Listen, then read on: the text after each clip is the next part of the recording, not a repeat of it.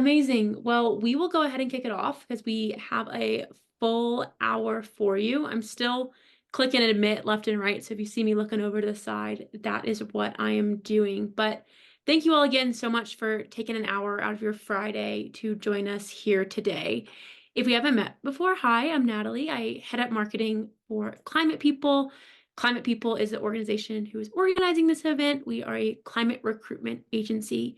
Essentially, we operate like a traditional recruitment agency would, but we only work with companies that are working on climate solutions. And our main goal, our sole goal, is to get as many people working in climate as possible. So we host a lot of events to give job seekers like yourselves the tools and the skills that you need so that you can hopefully find a job in climate.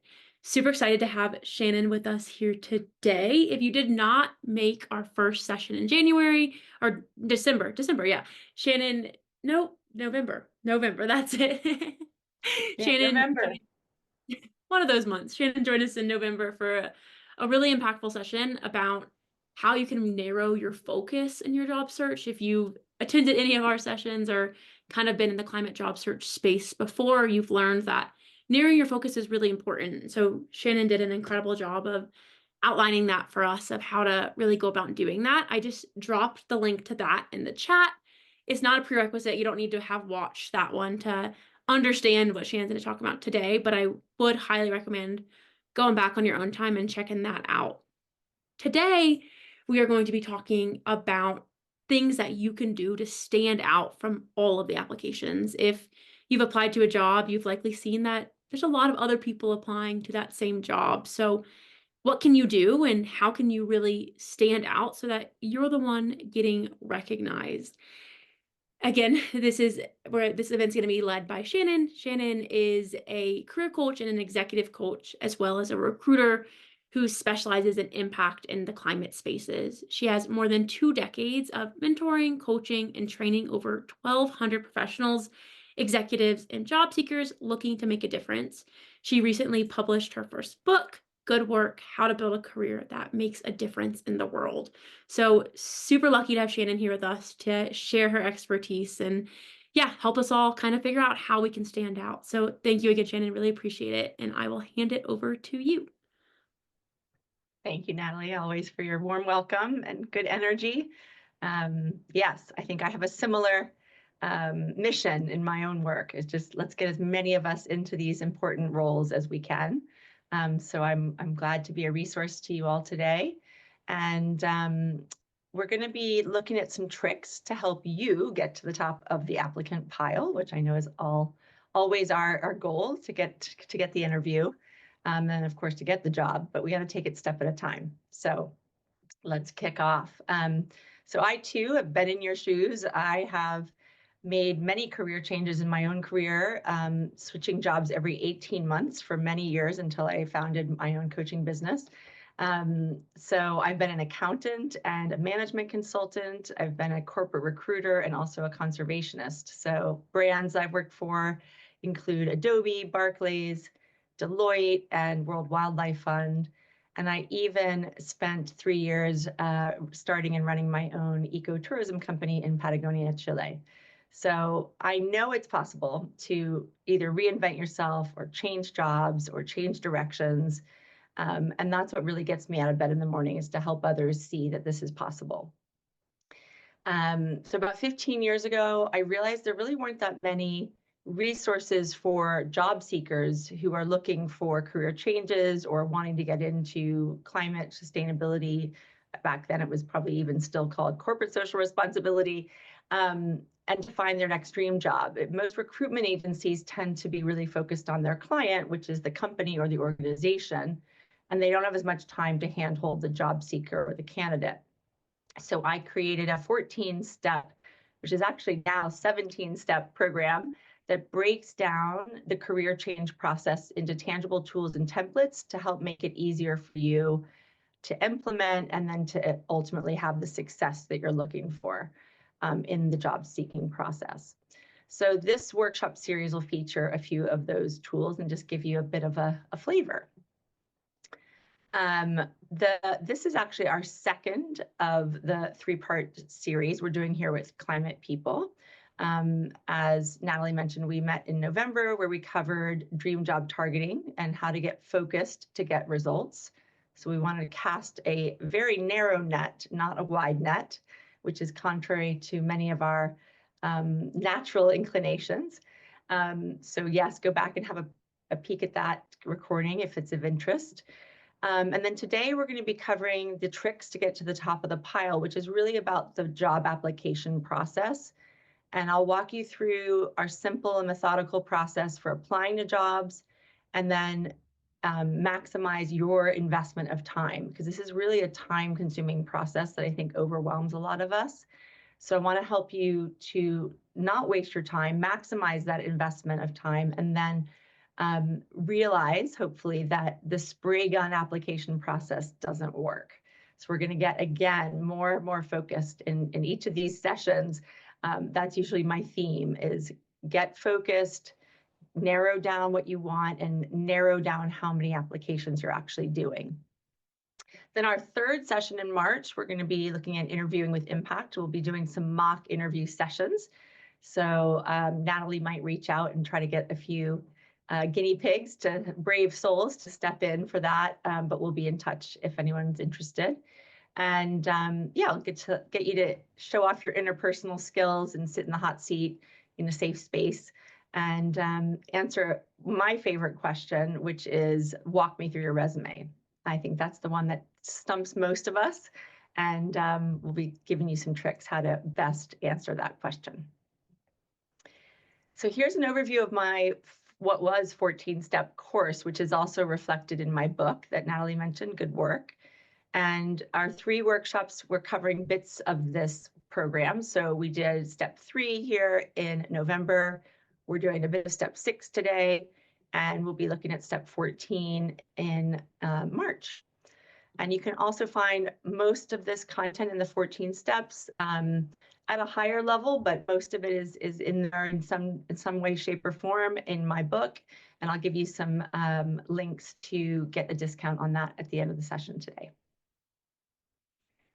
So hopefully today you're going to be able to walk away with clarity on the job application process, and Natalie will be sending you, and we'll be going through it in the slides today, a tool called the Job Description Rewrite, which, feedback from my clients over the last 15 years, this is one of the most transformational yet simple tools that includes a step that really can't be missed in your process, but a lot of people don't know to do it. So hopefully it'll be as transformational for you today as well. We're then going to open it up with a Q&A at the end. So feel free to put your questions into the chat as we go through the program.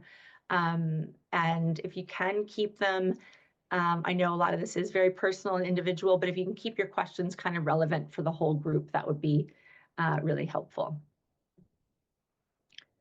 So part of the challenge in applying for a new job is just like navigating the steps, what to do when. And many of us get really excited and motivated when we find a new job opening, so that we just jump right in and we start customizing our resume and drafting our cover letter. Sound familiar? Yes, but not so fast. We actually need to take it a few steps back and slow it down a little to get better results. So if you follow this step-by-step guide to doing job applications, you're going to end up greatly increasing your chances of getting an interview. But you got to commit to the process. Firstly, we're going to be doing LinkedIn research. So this is before you start customizing anything, right? Reminding you, we haven't even thought about a resume or a cover letter at this point. You're going to start researching anyone and everyone you know at the company. This could be first and second connections, and it could be people that worked there previously and currently. It doesn't have to only be current employees. You're going to then extract the keywords and themes from their LinkedIn profiles so that your language can resonate and be relevant when you go to customize your template CV and template cover letters.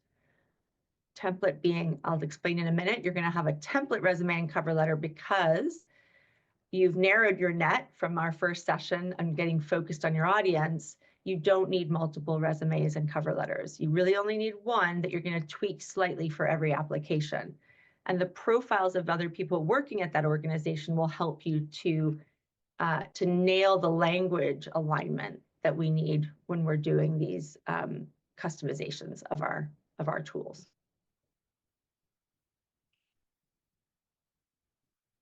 Sorry, I have a little bit of a bad throat today, so I'm going to be drinking tea as we go. So you're going to want to follow the company on LinkedIn. I know this sounds very basic, but we as recruiters do scroll through your social media profiles. So make sure you're really consistent in telling your brand story across all of your channels. We will vet you that way. And I would be surprised if you were applying to work for me at, Patagonia or anywhere really, but at any company, and you weren't following that company. So that's an easy, quick thing to do. Then you're going to want to reach out to your first connection contact by phone. I know, old school, and get some intel on the role. So oftentimes we're all overwhelmed by emails and people might not respond. But if you just pick up the phone and call people, they might just be caught off guard and have to talk to you for 2 minutes. Of course, you're always going to want to say, is this a good time to chat? And introduce yourself quickly. And you can always find phone numbers. People say, well, I don't have their phone number, but you can always find that stuff online now. So you could also always call the home office of an organization and try to reach them that way. So you're going to want to ask them where they are in their recruitment process. Oftentimes jobs are still posted even though they're in final rounds of interviews, and you'll waste a ton of time applying when they already know that they've got somebody for the role. So this to me is one of the most important steps, because I can't tell you how many times I've had clients come back and say, oh my gosh, I'm so glad I reached out to someone because they were in final rounds, and I would have wasted, a half day applying and getting all excited about it as well. You might also want to know why the role's open. Is someone new to is this a new role, or is someone left? What's happening within within that department? And this can also tell you a little bit about the company culture as well. So if you don't know anyone as a first connection, then you can find someone in common through your second connection. And what you're going to want to do is write a little blurb for that first connection to connect you to the second connection. But you're going to want to make it really easy for them to do this. I get asked this a lot because I have a pretty broad network now, having been working in this space for more than 2 decades. And I'm always happy to help people that I've worked with especially, but it's very hard to have to come up with all the language myself. So it's really important that if you're going to ask a first degree connection to introduce you to a second, to write it for them. So you would literally be writing to the person that is the second degree connection from your first degree connection person. And that just makes it really easy for them to cut and paste it, drop it in, and hit send. So you're making it as easy as possible for people to help you. Then you're going to want to complete the job description rewrite tool, which we're going to go into in more detail now. This should take you 45 minutes. And so you need to work it into your process and your time that you're setting aside for applications. Once you've done your job description rewrite, you're going to then, again, I mentioned you're going to have a template resume or CV and cover letter that's going to work for most of your audiences most of the time. But for each application, you're going to customize up to no more than 20% of that template by matching the keywords and themes from the job description rewrite. So you are going to customize it to some degree, but you're not doing a full rewrite of your tools every single application. Because again, if you've gotten your target right in the Get Focused to Get Results workshop we did, then you should be able to have that template that's going to work most of the time. If you find yourself rewriting resumes and cover letters from scratch for every application, then again, you're not focused enough and you're trying to be all things to all people. And we're going to see on LinkedIn that doesn't work, right? Because you only get one personal profile and one personal story that you can put out to the world. How to write a compelling CV and cover letter are all covered with templates and tools in my online course and my coaching, but also a little bit in the book. So you can get some tips in there as well.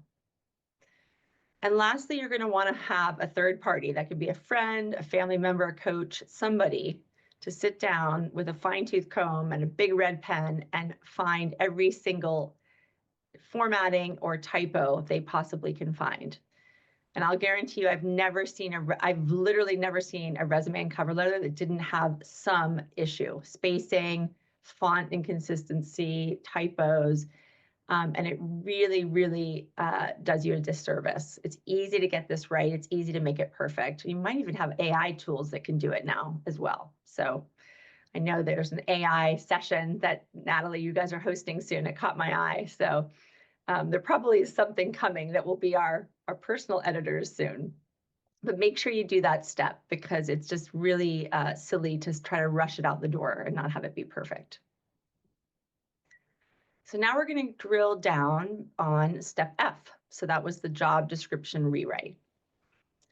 And once you have that job description, actually, you're going to actually dissect it. You're going to take it apart and really rewrite it so that you can analyze more deeply, really, what are they asking for.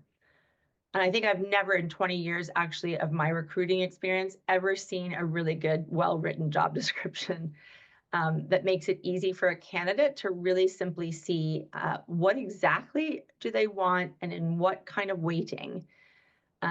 So we're going to have to do some of that unpacking ourselves in this tool.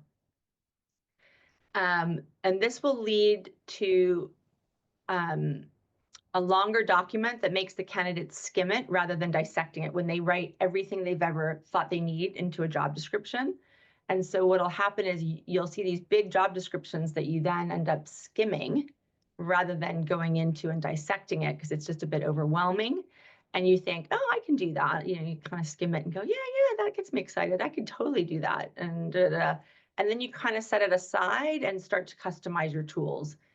But actually, we need to do that in a much more methodical way before we actually start applying. This is going to beat them at their own game in terms of putting out overwhelming job descriptions. And you'll each receive the tool, the job description rewrite tool, at the end of the session by email from Natalie. So you don't have to write crazy notes. So there's 2 phases to doing this tool that you can then hopefully action for homework off the back of today. The first is you're going to rewrite it from scratch, the job description, and then you're going to customize that template resume or CV. So in phase 1, for each job application you do, you're going to take that 45 minutes to rewrite the job description from scratch. And this seems like a lot of time to invest, but it will pay off in spades later, I promise. This exercise is really designed to help you gain clarity about what the skills are that are being required, but also to identify your own proven skills that match the requirements.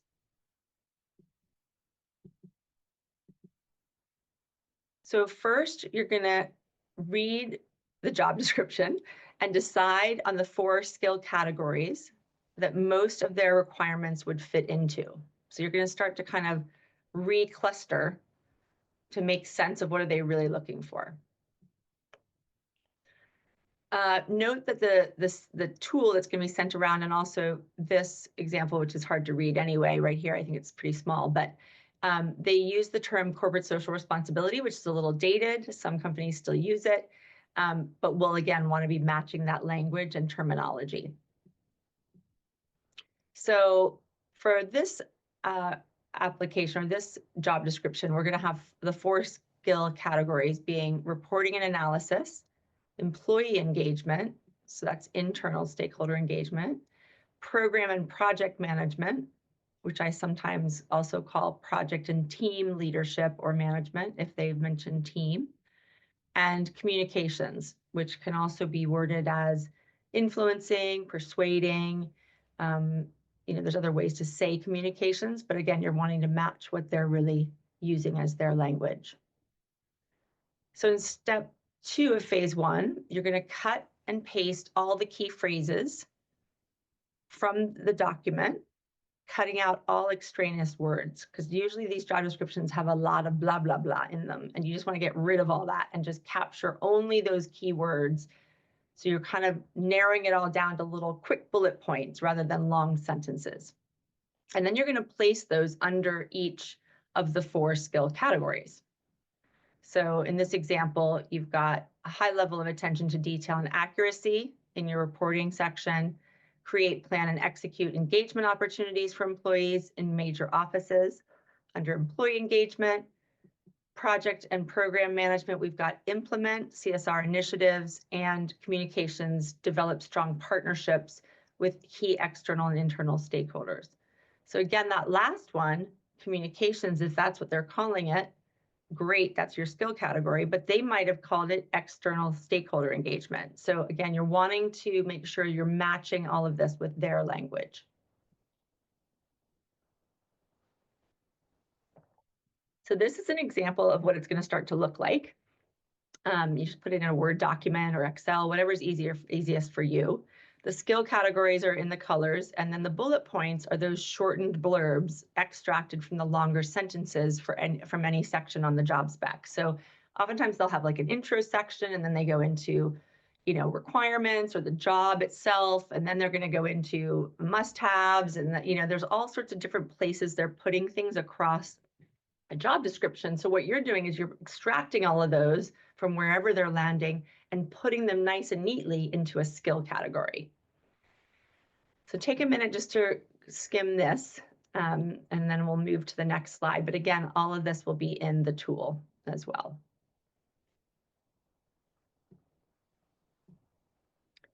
So the third step is we want to capture all of those keywords used in the job spec. And remember, you might have also found some keywords from that LinkedIn research you did, so you can use that as well.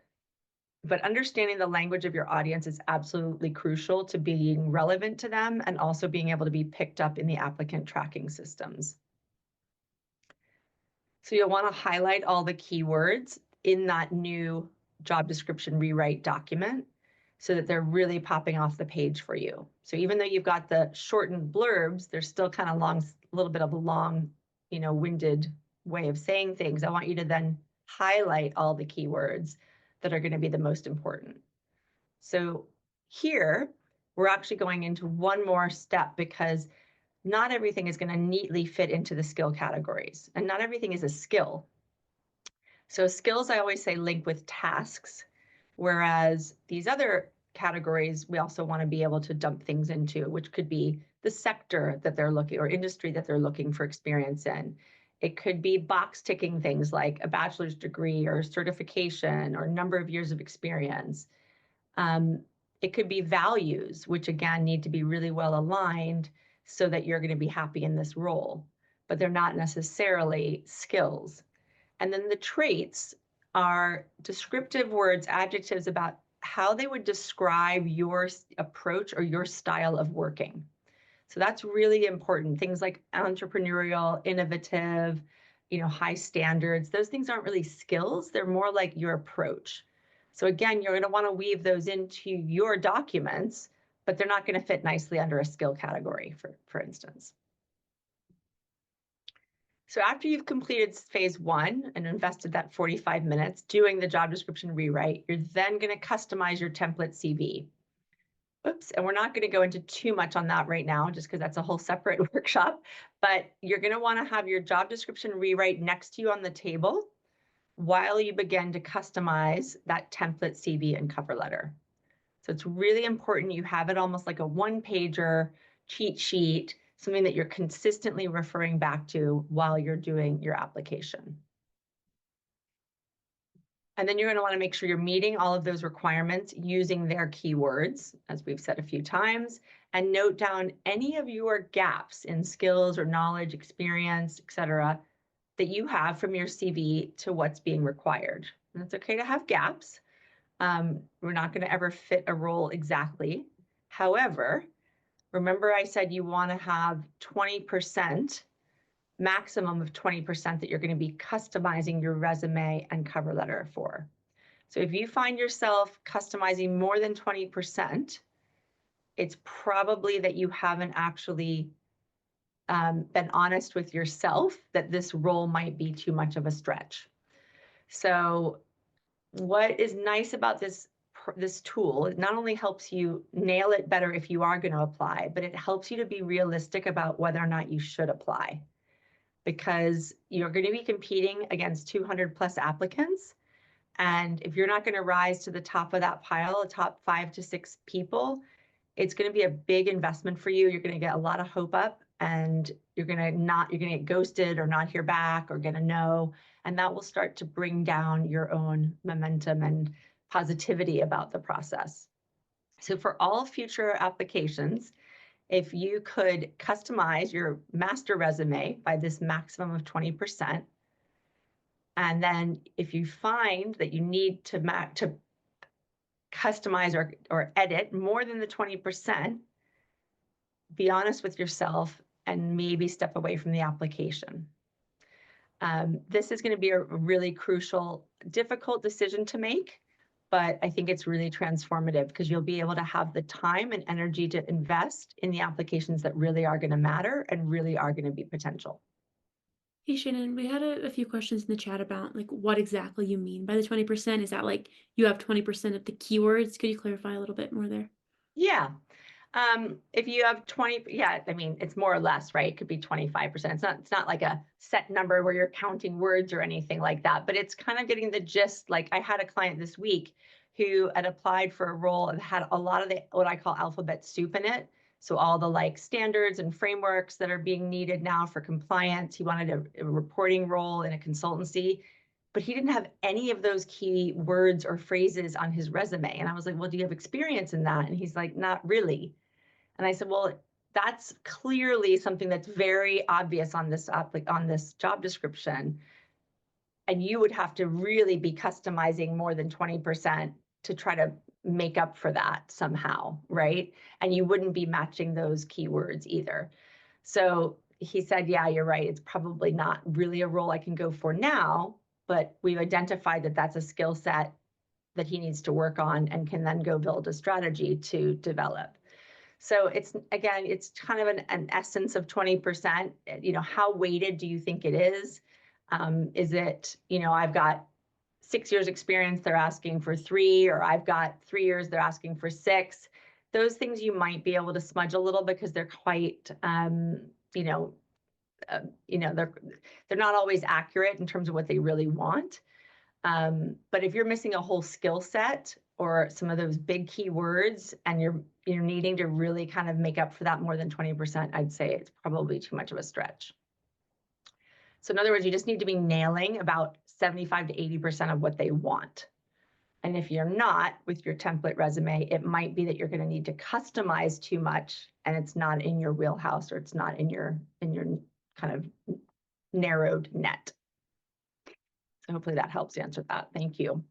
Thanks. Yeah, super helpful.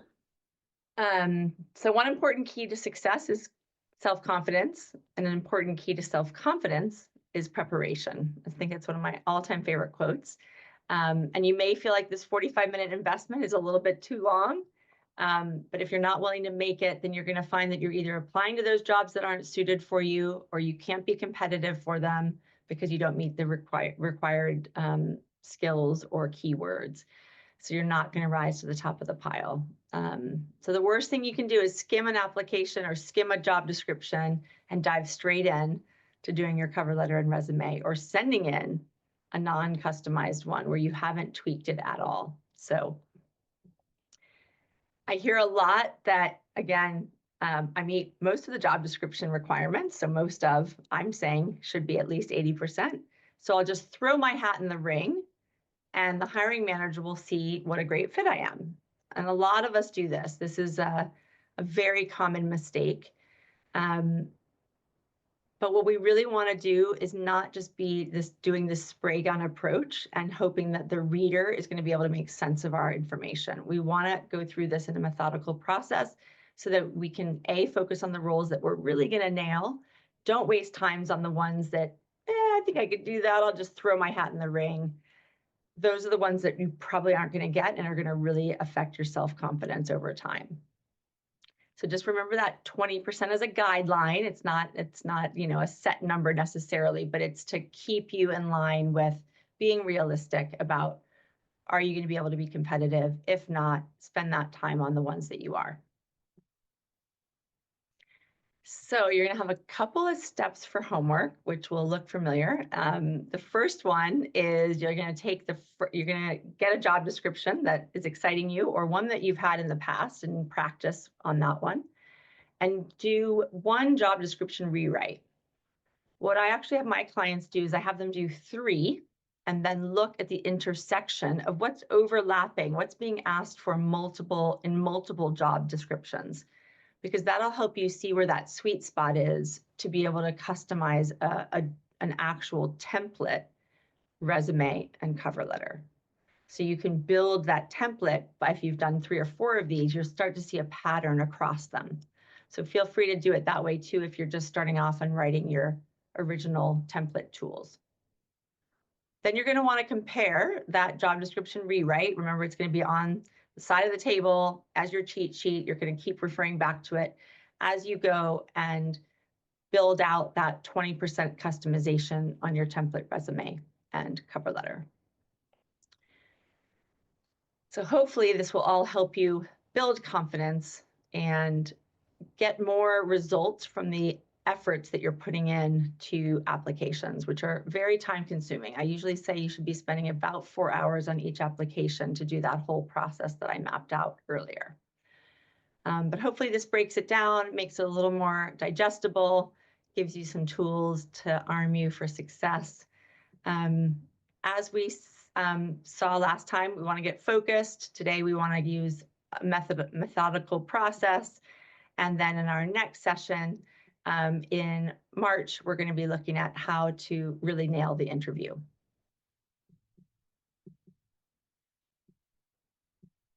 So I'd love to stay connected with each of you and hear how you're progressing and how the tool goes for homework. So please, there's a few ways we can connect, and I'm sure you can Google me as well. But I'll show you a few ways and discounts here in a minute. One is you can join us every other month. We host the Impact Leaders Lab, which is an interview session that I host a speaker who is a senior climate and sustainability practitioner, and they share their top tips around a specific topic and then answer your questions. It's a great way to network and learn from others. Our next one will be February 27th. And yeah, you can sign up on my website. Feel free to join us. The other way you can connect is through my online course, which covers a lot of what's in the book, but in much more detail with a resources library, all the tools, all the templates. So you don't have to think very much about how you're going to apply all of this. And you get a discount if you use our Climate People discount code of Climate People 25. And you also get a discount on my book. If you'd like to order it through my publisher directly, they'll give you 20% off using Kogan20, or you can just order it on Amazon, which will be a little quicker because Kogan page will be sending it from the UK. So I've had a lot of good feedback on the book, and hopefully it's helping people like you to break this process down, make a difference through your careers, and really build that confidence that you can do this and you got this, because that's true. I've seen it over 1,000 clients over the years. So, you know, just keep doing what you're doing. Know that you're, worthy of this next role and that there is one out there for you. I think that's the most important thing to remember. And to stay connected, here's some of my handles: LinkedIn, Insta, YouTube, and then also email if you want to reach out directly. So I actually do post a lot of hot tips and hot jobs on my LinkedIn. It's probably the best place to follow me, to be honest. I don't do as much on Instagram, but if you want to follow me there, you'll get a lot of things into your inbox, and hopefully it can keep you motivated. So yeah, let's open it up to questions. I'll let Natalie maybe run this bit of it, and just feel free to, ask away. Look forward to seeing what you all are curious about. Awesome. Yeah, thanks so much for that. It was super helpful, Shannon. Feel like very inspired by that tool, and I'm sure everyone in the audience will as well. So yeah, we had a few questions come in the chat, and then everyone else in the audience, if you want to raise your hand, you can click on the reactions in the little bottom, like the little dots, and then click reaction. Raise your hand. We can call on you. It's always fun to get to see your face and have a bit of a conversation. So if you have questions, do that. And while y'all are thinking of those, I'll read off the ones we have in the chat. So the first question that we got, Shannon, was I've had friends use AI for their resume design, with their cover letters, prepping for interviews with practice questions, identifying company opportunities for improvement, and even for crafting follow-up thank you emails after the interview. So essentially, friends who've used AI for every step of the job search. At some point, it's too much. But do you have any tips for using or not using AI in this process? Mm. Yes, it's getting juicy with AI. From what I have seen so far, I have seen it work really well for some of my clients in terms of doing research. So, tell me about the top, sustainability certifications that I need in California, for instance, or tell me about the best conferences around climate. Things like that. You can use it to do research. It's not, I think, perfect yet because I did that recently and it didn't have one of the main conferences that I always attend, but it can open you up, and you can also see, which I like, see where they're sourcing the information from. Where I wouldn't use it, I mean, you can also use it for thought leaders. Who are the best thought leaders in climate in a specific location? I think the more specific you can feed AI, the more you're going to get out of it, right? Um, and I would not be using it to help you do any writing. So we as recruiters can see ChatGPT AI writing a mile away, and it sounds very generic, very cliche. So we have to be really careful over using AI at all in terms of our own writing skills. So again, maybe we can run it through. I haven't done this yet, but maybe you can run it through to have it check for typos and things. But again, it wouldn't be seeing the actual document, I don't believe. But I would just say steer clear of AI for anything that needs to be personalized and have your own voice. But apart from that, it's an incredible tool. I've already started using it a lot on many different things. And one trick I've discovered on AI recently is it would give me like a list of things. I've been researching stuff. I might be moving to Atlanta next year. So I've been researching like schools and neighborhoods and things. And I would say, and then it would give me this long laundry list. And so I'd say, put it into a graph for me. So it would put it into like an Excel format, which was much easier for me to then copy and paste it and sort it and look at it in another format. So you can tell AI to format stuff as you wish as well, which I think is really fascinating and fantastic. So hope that wasn't too long of an answer, but yeah, steer clear for the writing. Yeah, definitely. And Shannon mentioned it earlier, but we are collaborating with Voice Academy in February to do a session on using AI in your job search. It's a big topic of their upskilling program. So highly recommend registering for that too. And yeah, I totally agree with Shannon on that. It's AI is all about the prompts that you feed it. So if you're just saying, write my resume, it's not going to help you at all. So you have to put the legwork into it the same way that you would on your own. So use it as a tool, not a crutch, definitely. Mm-hmm. Amazing. Another question that we got in the chat, Shannon, is I've seen I might pronounce this wrong. The WeanReb group has an actual sample job description for different types of sustainability roles, meant for companies who don't know how to develop their own JDs. How prevalent is it that companies copy and paste these boilerplate job descriptions or slightly modify them using those templates? I'm just curious if those templates are worth really digging into. I don't know specifically the templates you're talking about on Ellen's website. So that's WineReb Group. And but I do think that there are formulas for good templates for job descriptions. In fact, I have used AI for that recently. So I've dumped in a bunch of information and I said, write me a job description from this. So, but again, you wouldn't have that be it. That kind of gets you that first draft, and then you would go and customize it and like strip out some of the language that's a little bit too, AI cliche. But it's nice to be able to kind of it will capture from different locations. So you could use AI to say, give me the best climate, analyst job description that you can find, and then or that it'll bring all of them together into one, and then write me a job description. So sometimes that's a really good way to use AI. I don't know what the templates were on Ellen's site. I do think as a recruiter myself, I've written many job descriptions over the years. I do have my own standard template of how I like to spread it out. And in fact, I use the 4 skill categories, and people are always very appreciative of that because it makes it clear. But I don't know what other recruiters are doing at this point on that. Yeah, definitely. Amazing. The next question is, you've answered this one a few times, but I think it'll be good to have one more solidification of it here is, do we need to update our resume for every job we apply to? I will let you guys answer that. Everybody put your answer in the chat. Have Please been do. listening, right? Yeah. So my quick answer is no, not necessarily completely, right? This is a halfway answer because you need a template resume, a template cover letter that you use for most of your applications and that match your LinkedIn.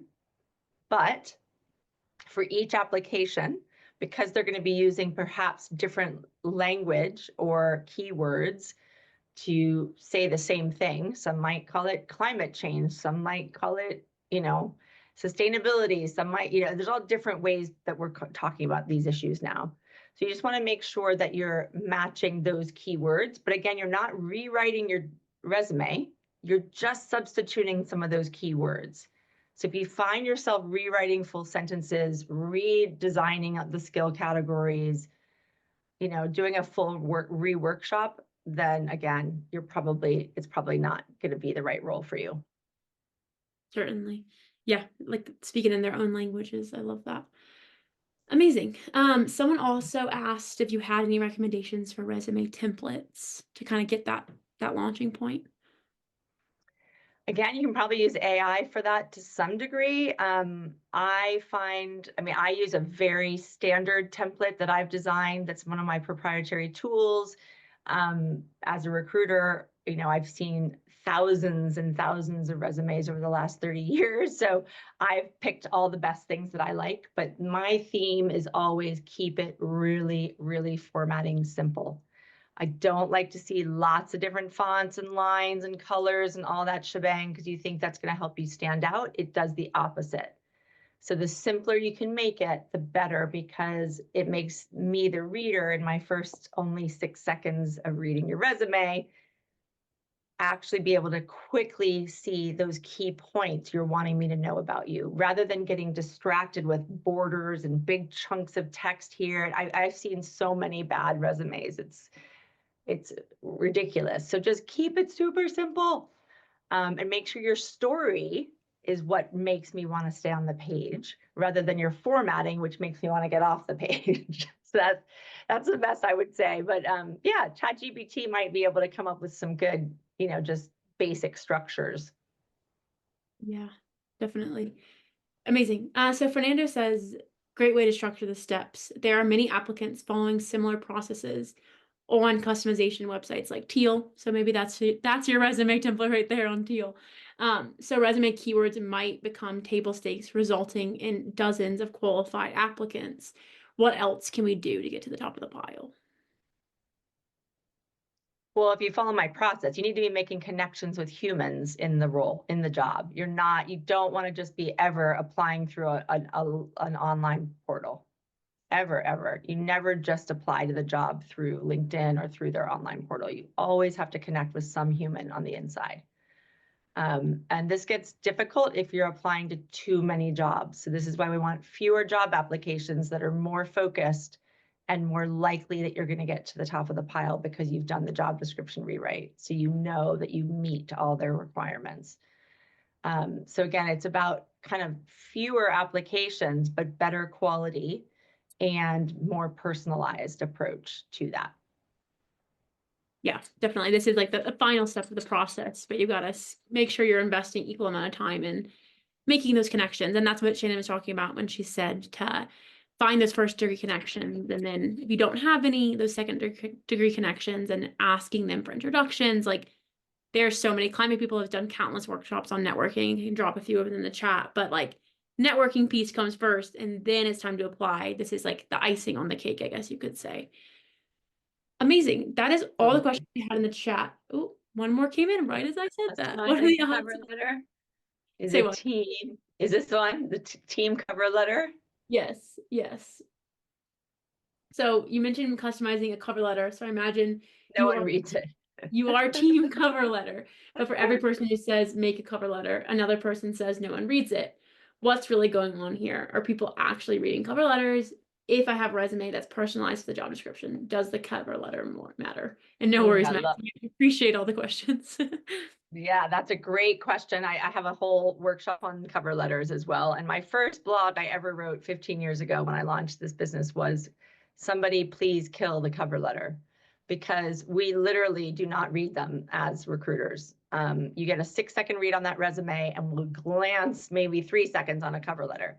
However, annoyingly, we're still requiring them. And it just makes poor job seekers nuts trying to, customize these things. So that's why I say don't customize it too much. In my course and my coaching, I have a template for it. And basically, what I do in the resume is I'll drill down into each accomplishment statement, will be much more detailed about what you actually did in each of those projects, for instance. But in the cover letter, I have you only put in 5 bullet points, and those 5 are giving me the summary of everything you've done in your entire career by skill. So you're saying, I've managed, 13 projects with teams of up to 30 people and budgets of, 3 million or whatever it is. And you're going to lump all your project management experience into 1 bullet on that cover letter. Whereas on the resume, you're going to drill into an actual project and actually tell me more specifically what you really did in that project in more detail. So I look at it as like, it's like collapsing your whole career into like the themes, whereas the resume, you're going into the depth of what you've done. Um, Unfortunately, because people are still asking for them, you still have to do them. But having that template, again, you shouldn't have to be customizing much of it. So it shouldn't be taking you much time to do any of this, really. The time you're going to be investing in this process is in that process map that I gave you, not in the writing the CV and the cover letter, which is where most people spend their time. So again, if you front load this better with that new process, hopefully you're spending less time having to do a whole rework of all your tools, and that'll make it a little bit easier. I actually, when I recruit, I do something where I ask 5 questions and have you answer those instead of asking you to do a cover letter. Because really what I'm wanting to see is, can you answer these 5 questions? And so I just put them out there, and that's what a statement of interest kind of thing instead of a cover letter. So yeah. That's awesome. Yeah, I feel like those are much preferred and can put more effort into it and tailor it to the company. And just also wanted to call attention to like how you were saying, if you front load this process and you really prioritize the networking piece of it, that really feeds into what Shannon covered in the first session that she did back in November of narrowing your focus. So if you're really targeted about where you're trying to go, then you're going to start noticing a lot of similarities with who you're networking with. You're going to have more common connections. So again, if you haven't watched that, really recommend going back and watching that first session, because Shannon does an incredible job of outlining how to get targeted to make that networking feel like a little bit of a less lift than it might be if you're just kind of spraying and praying and applying everywhere and trying to make lots of connections. Amazing. And climate is not niche. Don't say just climate. Like where in climate, where in sustainability. It's deeper than that as well. Very good Amazing. point. I usually repeat that a lot in my course, because you only want to use those keywords once, right? So that they pop up, but then you want to describe, what do you mean by climate? What do you mean by sustainability or environmental or whatever? Yeah. Exactly. Yeah. So we did just get another question in the chat from Lindsay, and she says, what about the need for speed? I've been burned by jobs closing before I get the chance to go through a more intentional application process, including networking. That's a really, really good question. again, it's a trade-off a little bit. I think a lot of people I've seen rush the process to try to meet a deadline, end up botching it and don't get the job. So I always say invest the time, but don't, waste time, if that makes sense. So like get in there, start doing that process the minute you see the role. Um, but if you really can't do all those steps and you just want to throw it in, you can, but it's probably not going to be as quality an application. Again, if you've reached out to somebody in the organization, you can find out when is the job post closing, where are you in the process. So that's another reason why I have you speak to somebody in the organization before you actually spend the time applying. Yeah, that's a great point of like, and so many of our clients, I'm sure you've seen this too, Shannon, they're like, we're going to post the job just in case we get this like unicorn candidate. We have no real intention of hiring. So it's like, is that actually where you want to be wasting your time or putting your time into? And also, like, networking is never just, okay, I need a job, I'm going to network. Like, people who do networking well are consistently networking. So hopefully, Lindsay, like you can have some connection. So they're not all these like big stretches trying to get a connection. Like you've been networking, you've been connecting, you have your goal for where you want to be. So it's kind of a process that just like all naturally feeds into itself. Do you agree with that, Shannon? Absolutely. Really, really good point. I mean, again, we're kind of skipping key steps to my program, but yes, that's one of my big steps. I have 2 steps just on networking. And I like to rebrand it as making friends. Like, I think as job seekers, we always feel like we're on the back foot and this other person has this big job that we want and we want to be in their cool company. And so we're always kind of approaching the process as like the needy person, but actually networking is about coming at it from an equal perspective, right? And having something to offer. You have something to offer the market. You are a valuable candidate, person, contributor to this, climate agenda. So coming in with that confidence that you're bringing something to those conversations, not just asking at those conversations, and thinking of them as a friend or colleague rather than thinking of them as this big scary boss or like hiring manager or like person that has all this power. If you can shift your mindset a little bit around that, it'll make networking feel a little less daunting and annoying. Really, Yeah. right?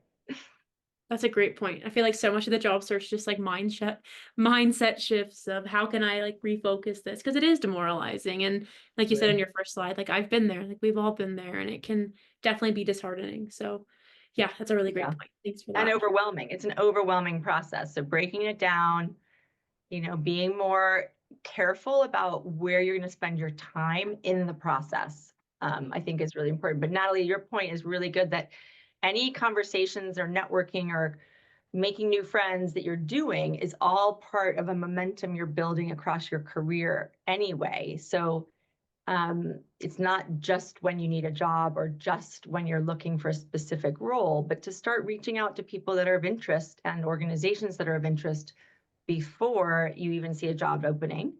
That's what we call opening up the hidden jobs market. And there's about 60% of roles are never even posted. So I have most of my clients not even on job boards. They are only allowed to be spending 20% of their job seeker time on the job board. And 80% of the time looking for jobs has to be through networking and talking to people for that reason. Yeah. Talk about a way to stand out from the top of the pile is create the pile yourself. There's no one else in it. Absolutely. I love that. I love that reframing. That's perfect. Amazing. Well, we are almost at time, so unless anyone has any quick last minute questions, I think that is going to be a great note to end on. So, thank you all so much for tuning in. I will be sending out all of the incredible resources, the discount codes, all of that good stuff that Shannon shared with us over the next few hours. You can expect that email coming at some point today. And then, like we said a few times, there will be one final session in March. I've dropped that link countless times, but I will do it one more time right now for good measure. You do need to register for that session separately.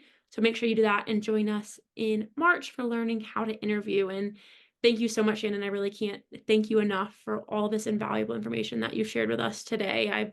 I learned something. I always learn something from you. So I'm sure everyone else did in attendance as well. So Yeah, Great. again, any final words from you? And then if not, we will see everyone in March. No, except for someone couldn't get onto the events page, but I think you have to put a www at the beginning Yeah, I or put that in yeah, there after. Yeah, I forgot the yeah. www, but it's in there if you Yeah, want. and it's funny because when you then see it in the URL, it loses the www, but you have to put it in order to get there. So I don't Absolutely. know, it's one of those tweaky things, but hopefully everyone can find us. Yep. If Oh, and not, I'll just quote that. email me. Yeah, just email me if you can't find what you need. But thank you Awesome. for having me and good luck, everyone. Hope to see you in March. Thanks, everyone. Have a good weekend. Bye. Bye. Thanks, Shannon.